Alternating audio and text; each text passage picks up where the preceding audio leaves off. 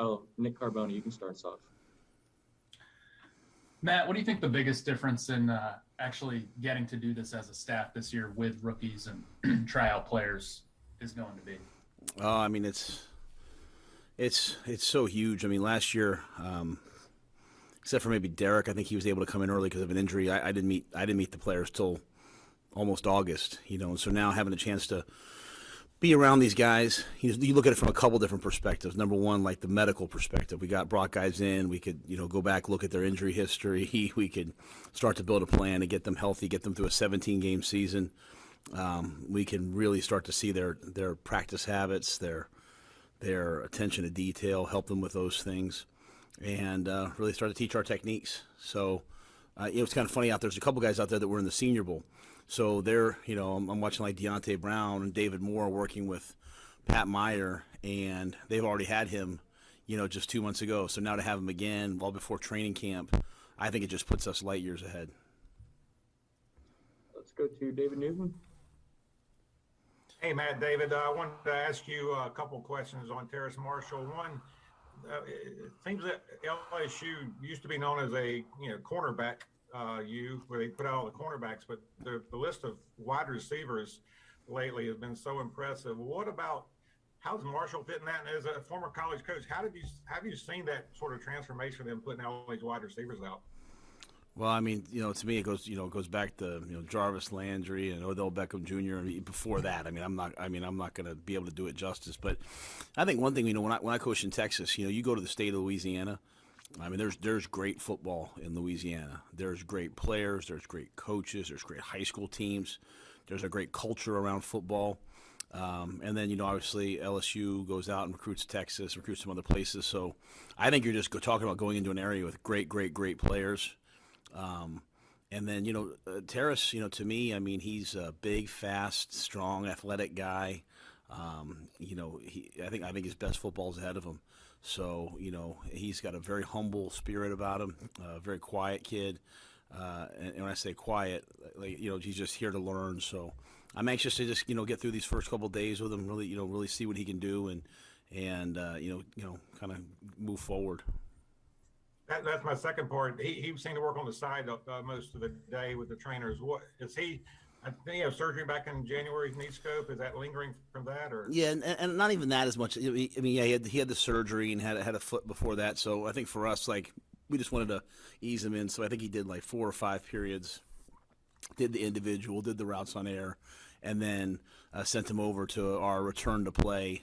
So we're just going to continue to monitor, not do too much with him, monitor his movement patterns, and at the end of the day, I asked him, I said, how long do you want to play in the NFL? He said, 8, 10, 15 years. I said, all right, well, let's start slowly here and build up. So, our wellness people led by Kent Johnston, Kevin King, they'll put a good plan together every day for him. So we just, we're getting him better as a receiver, but we're also making sure that his movement and all that is really healthy. And the last on him, do you think that the injuries are why he dropped the second round and you guys are fortunate to get him, or? I mean, we had him. I had him as a first-round receiver, so we were excited about him. I think he's got a lot of potential, and I think the offense Joe ran at LSU, they were kind of stagnant. They stayed in one position. Joe, here we're moving guys around more, and I think Joe felt strongly that he could play inside and outside, which is a big characteristic. So right. There's a lot of things Terrace has to do, but my thing with all these guys is, I told them today, there are no first-round, second-round draft picks anymore. You're all just guys on the team, So whether you're undrafted or the first pick, just let all that behind you and just move ahead. So he just got to take it one day at a time. Thanks a lot. Appreciate it. Yep. Let's go to Jonathan Alexander for the next question. Hey, Matt. Hope you're doing well. Jonathan, were you at practice today? I was. You were there to the very end? Yes. You see me? Like that? To the very end. I appreciate that. Yes, I left 5 minutes early. I had to go drive far to get back to ask questions. I understand. I got 2 separate questions for you. First of all, David Moore, you mentioned that he vibed well with you all at the Senior Bowl, and I'm wondering, what did you really like about him, or why do you think y'all hit it off? And then I'll ask you the second question after. Before we went to the Senior Bowl, Trent Scott said something. Trent Scott's, he's one of us. He's got the right mindset. He's work ethic. He's just an awesome guy. And he said, "Hey, coach, keep an eye out for David Moore from Grambling. I put my stamp on him. He can play." And then we got down there, and he's, I think he was pretty much everyone on our team, one of our favorite guys. I mean, just he had a great attitude. This is a guy that went to the Senior Bowl and hadn't played since the previous, Thanksgiving. So had gone almost a year and 2 or 3 months, in between playing. And, at the end of the day, this is a performance-based business. Pat Meyer worked with him all week, said, hey, he can do it. He was available to us at the end. But he's got a great personality, great demeanor, and I think just everyone that's around him just kind of just gravitates towards him. And second, in general, what are you hoping to really see from these rookies in this camp this weekend? That's a good question. It's different than years past where you can, we can't bring in like 50 guys and have a bunch of tryout guys and go team. So we're just looking at it like there's 11 draft picks. There's 4 or 5 guys we signed already. There's a couple guys trying out. Let's just develop these guys and get them started in the process of learning our offense and defense. Just treat them like they're on the team and evaluate them along the way. And we're going to evaluate the way they do meetings, the way they practice, their skill set. But it's not really a competitive camp as much as it is a teaching camp. That's why we're on the field for such a long time, because there's a lot that we want to teach them. Everything from how to warm up and stretch and move the way we want you to your individual techniques, to the punt team, to everything. Thanks. We'll go to Phil Orban. Matt, when you finally got the rookies in the building last year, was there something that you thought, man, I wish we had had this to work with him on earlier? And does that maybe shape what you're doing this time around now that you have that time?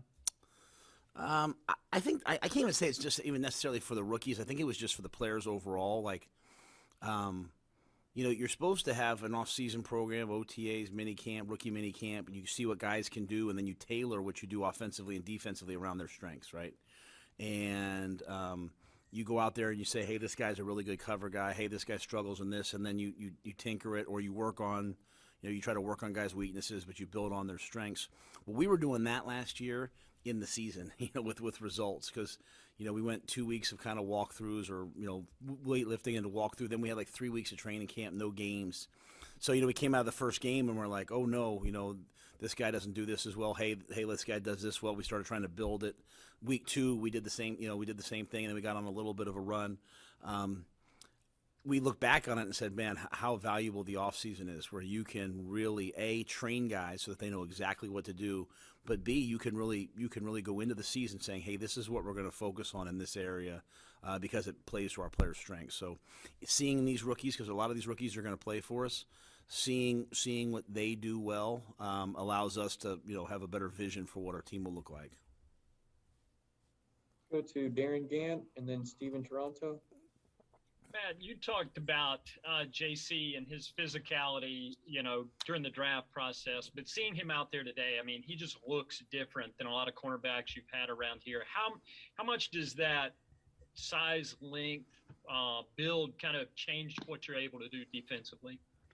Well, I think Phil said it in the draft process. I mean, obviously that length helps you play the deep ball, helps you he's got 33-inch arms. He can win at the line of scrimmage. He can win on the 50-50 ball. He can, reach in and break up passes.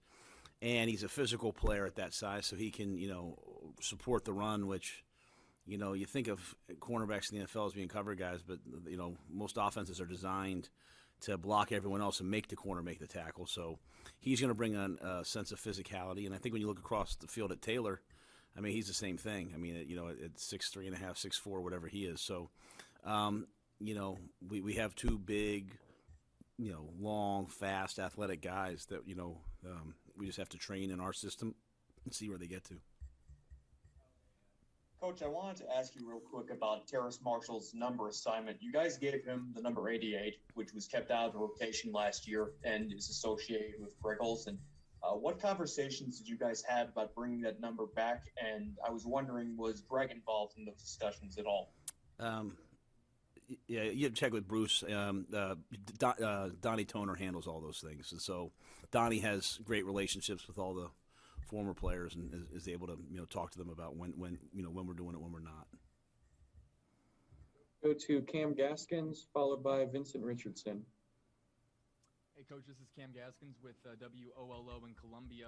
When we saw the video the team put out on Twitter of the guys going onto the field this morning, it was 3 Gamecocks kind of leading the way with JC, JT, and Shy. I just wanted to get your impression on how they've handled the process and what you've seen out of them between the draft and this moment of the first day of rookie camp. Well, I mean, I we had Shy in the Senior Bowl. I was really impressed with him from the very beginning, and saw him at Pro Day. And just he's been someone all along that I've said, hey, you know what, he'll be a good fit for us. JT, we knew a little bit coming out of Rice. He talked to us at Baylor, then eventually went to South Carolina. And obviously JC, I've spoken a lot about him. So I just think it speaks to the level of talent that University of South Carolina. I know those guys are tough. They were coached by Will Muschamp. So that they're going to be tough and have been coached hard and they're coming from a great program. I know Coach Beamer's, taking over and is going to do a great job. So we're excited about those 3 guys, and Joe Charlton's here also. I mean, we've had some success with those guys so far. Hey Matt, you talked already about how this weekend's sort of a mixture of sort of development and evaluation. I mean, how do you go about structuring a practice to sort of bring out both elements of that, and how does that differ from what you would do in, say, normal training camp practice? Well, in a normal training camp or in a normal year's rookie minicamp, you'd have some, competitive periods, team periods where you could see guys really compete. With the low numbers, it's hard to do that. We threw some 7-on-7 today, so I think what you're really doing is you're really evaluating guys based off their skill set, based off of drills, also based off of how they conduct themselves, how they take notes, learn. I mean, we put a pretty big install in. How intelligent are they in terms of learning football? How much time do they spend on it? So I don't think it's one of those camps where we're necessarily going to make a bunch of personnel changes off of it. We have some guys trying out, but I do think it does give us a good idea of who each guy is, and then obviously as we progress into OTAs, mandatory minicamp, we'll see more about each guy, and then training camp we can really compete and find out who can really play. So it's just one step in the process to me. We'll go back to David Newton, followed by Nick Carboni. Yeah, Matt, we talked to Deontay Brown earlier today, and I think when he weighed in at the Senior Bowl, he was 364, and he said he weighed in at 347 yesterday. What kind of plan do you guys have for him, and what do you feel like his ideal weight is?